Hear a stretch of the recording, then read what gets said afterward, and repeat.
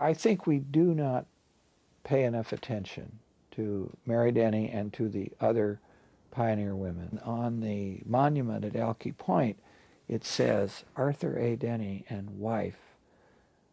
It says Carson Boren and wife, John N. Lowe and wife, etc. I'm deeply offended by that. I can understand it culturally because that's the way you would have written a thing like that, I suppose, but that's terrible. Those women are the real heroines, the real heroes of that time. And Arthur Denny recognized it very firmly. He said it every time, every chance he got, he talked about what he owed to his wife. He said any achievement he'd ever made in his life, he owed to her. You can't say too much about the significance of women in the development of a community like this and of women like Mary Denny. And it's not just sort of the difficulty of making homes under difficult circumstances. I mean, that's obvious, it's huge. All you have to do is visualize the scene at Elkie Point on November 13th, and you've got it. I mean, just imagine what that means. But going on from that is that they started a tradition, some of those early women, like Mary Denny, of women professionals in this community too, who made broad contributions to it. Her contribution, she was extremely thoughtful about matters involving property. She was creative. I'm told that they used to use her will at the University of Washington Law School as an example of an outstanding will. That she was, I don't want to say a smart businesswoman. I don't like that phrase too well.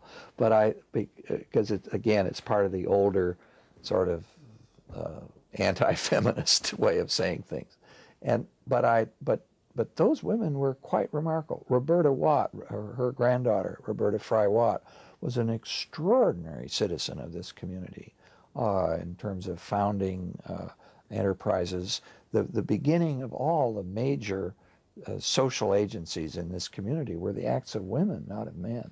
There's a wave of women who were active in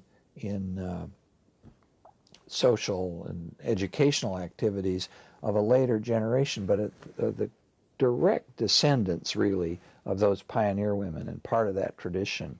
And these were this group of professional women that also took care of families. In many cases, as in the case of my grandmother, had to be the breadwinner and the head of household of two families, her own and then that of her daughters, my mother's.